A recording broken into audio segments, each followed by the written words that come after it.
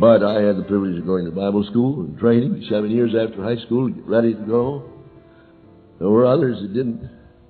In Edinburgh, Scotland, there was a dear woman, a maiden lady, staying home to take care of her aging parents, who had a heart for God long before women went to the mission field. And God had began to burden her to pray, and she asked God if He would send her. He said no, He wouldn't send her, but He would send some of hers. She never married. She didn't know what it meant, hers. One Saturday she was doing the family shopping. They didn't have refrigerators in those days. You bought on Saturday what you'd cook and use on the Lord's Day. And so it was. They shopped every day. And she had her little woven basket and was walking down the street toward the store to get the provision she needed. And out of a narrow alley, a young man, a young boy, about 8 or 9, bumped into her. She didn't lose her balance, but he did his, and he fell down on the cobbles and lay there sobbing. And she reached down and set him up and took her handkerchief and wiped his runny nose and weepy eyes and cleaned his face. Got him quiet, and she asked his name. My name is Bobby, ma'am. Well, why are you running, Bobby? Said, well, my father's drunk again, and he's been beating me. And I broke away from him, and I'm running because I don't want to be beat anymore by him. Every time my father gets a drink, he beats me. And my mother, too. And she talked a little while, and they walked down the street, and she said, Bobby, as she passed the church, have you ever been in the church? I said, oh, no, ma'am, I couldn't go there. These are all the clothes I've got, these rags I'm wearing. They wouldn't let anybody like me in there. I hold the horses sometimes for the folks that do go in, and I've heard the music when the windows were open in the summer, but I never could go in. Would you like to? Oh, ma'am, I'd like to so much.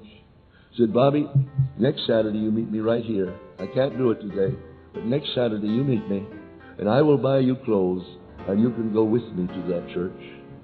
So the next Saturday he was there, and she bought him everything from shoes, stockings, underwear, little shirt, pants, everything he needed to go neatly into the church.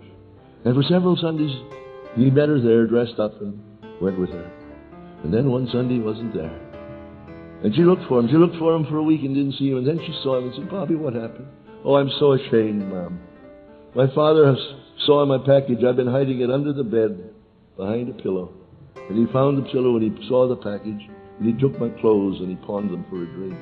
And I don't have anything to go to church. She said, Bobby, meet me here. I'll buy you clothes, but we'll keep him at my house and you can come there and bathe and dress him, and you can go to church with me. Well, after a few months, he said, you know, I've listened to the Word, and I've asked Jesus to become my Lord and come into my heart.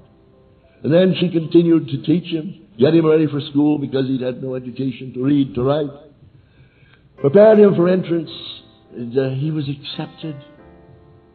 And she paid his way. And he went to seminary. And he went to the mission field. Years have gone by.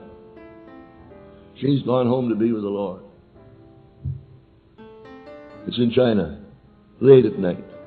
A couple of candles and saucers, a bare pine table, and a man, face prematurely lying, seeing, is kneeling on the floor with a packet of paper under his hands that he's dedicated to the Lord. It's the New Testament in the Chinese language, translated by Robert Morrison, first missionary to China, who was the wee Bobby of Edinburgh, and a maiden lady who could never leave Edinburgh was responsible for getting the Word of God into China. What did he say? In thee and in thy seed shall all nations of the earth be blessed.